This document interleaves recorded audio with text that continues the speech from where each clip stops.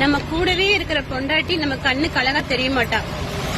வேறொருத்த பொண்டாட்டி தான் நம்ம கண்ணுக்கு தேவதையா தெரியவா. உண்மைதாங்க. எல்லாரும் எல்லா ஆண்களும் அப்படி இல்ல. பொண்டாட்டி பூஜிக்கிறவ பொண்டாட்டிக்கு நேசிக்கிற ஆண்களும் இருக்கதான் செய்யறாங்க. ஆனா ஒரு சில ஆண்கள் மட்டும், அது வயசு பையனா இருந்தாலும் சரி, கிழவனா இருந்தாலும் சரி, அடுத்த கணவர்மார்களோட மனைவிய நேசிக்கிறதும் பூஜிக்கிறதும் வர்ணிக்கிறதும் அவங்களுக்காக நேரம் செலவழிக்கிறதும். நேரம்னா போன்ல